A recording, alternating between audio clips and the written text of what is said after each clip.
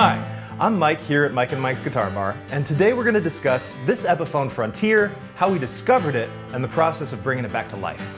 Well, we'll certainly get spec and history heavy on the Epiphone Frontier model because I can't help myself. Today's topic is less about a deep dive on the Frontier model and more about how the specific guitar encapsulates everything that I love about this business and the people that you meet along the way. The spoiler-free pitch here is that when I found this guitar, very little of it resembled what you see here today. We're going to take you on a journey of how we acquired this guitar and its restoration, all while celebrating the talented and generous people involved.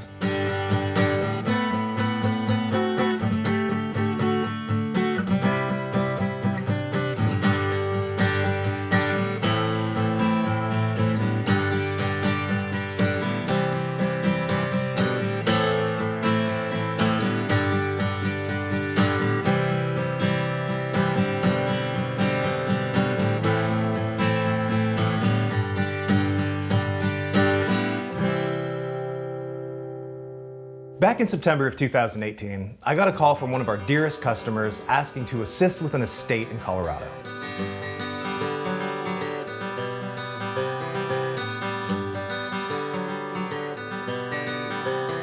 Now, while the initial plan was to review some photos and lend a hand with assessment, it quickly became apparent that there was a massive amount of gear for this family to dig through in two 50-foot trailers, and they were going to need someone with expertise on site.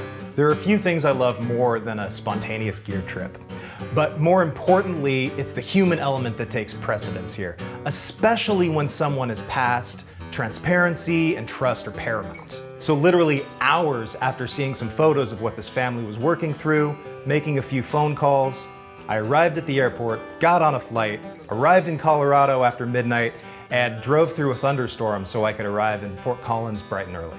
What's great about a good old-fashioned pick is you can literally get to know someone through their stuff.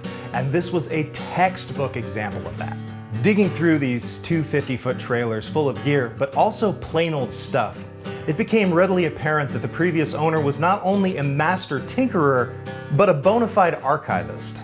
Instruments were pulled apart, repurposed, and modded to hell and back, but each component was also meticulously labeled and stored. There was absolutely a method to this madness, and I found myself reconstructing multiple guitars from pieces strewn throughout these trailers. We're talking truss rod covers, knobs, bridges, tuners, everywhere.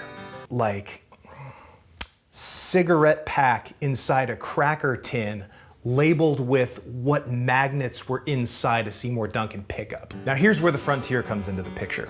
It was the last thing I thought about taking from this pick, namely because it was barely a guitar.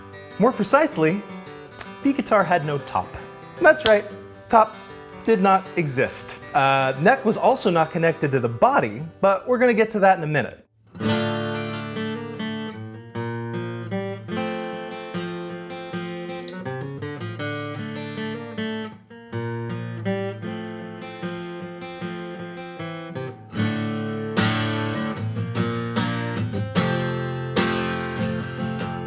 I know for a fact that I can drive the staff of the Guitar Bar a little bit crazy when it comes to every wayward guitar that I have a desire to save. The back of our building is littered with islands of misfit toys.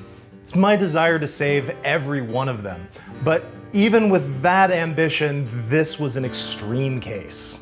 At the end of the pick, the family gifted me the backsides and neck of this Frontier, and it rode in my passenger seat all the way from Colorado to Seattle, the Chewbacca to my Han Solo.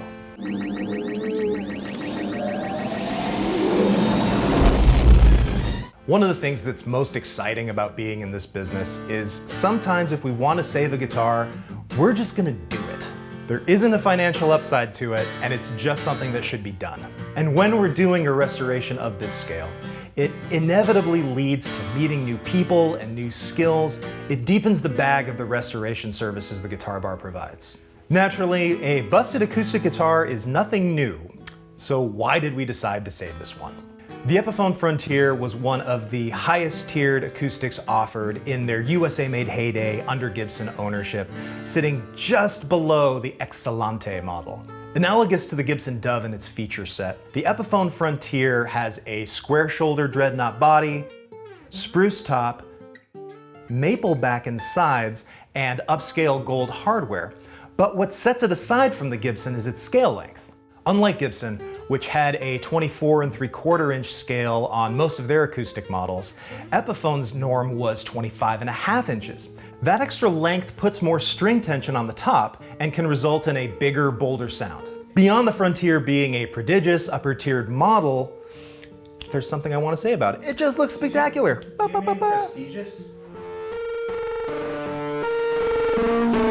It's quite possible that I do mean prestigious. In fact, I'm positive that that's exactly what I mean. Beyond the Frontier being a prestigious upper-tiered model, it just looks spectacular with the cactus and lariat pickguard. Now that's all fine and good, and the Frontier is a great guitar, but it still has no top.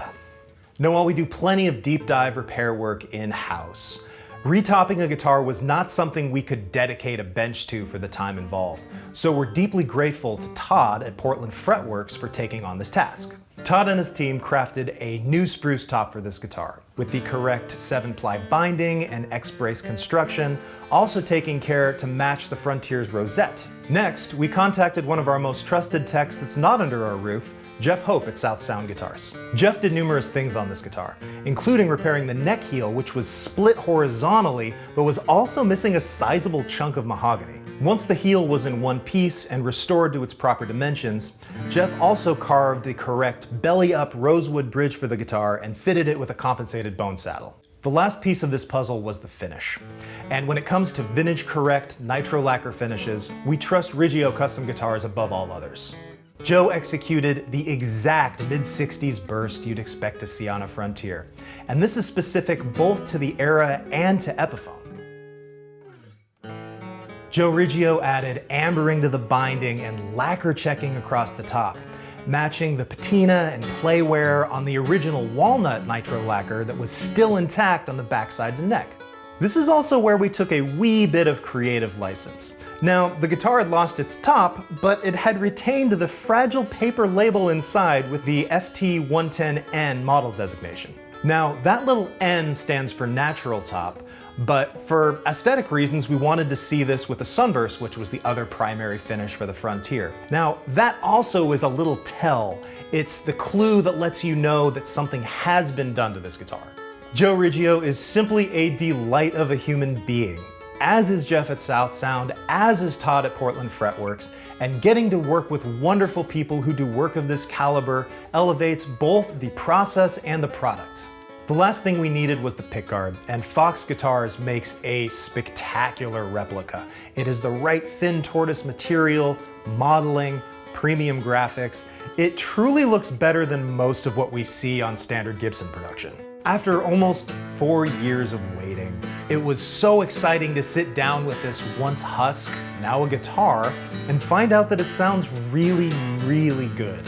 It was the major X factor all along, and getting to sit down with this guitar and be its steward is satisfying for so many reasons. We got to restore something we love, we got to work with people we respect, and we got to discover a guitar that now has a new lease on life.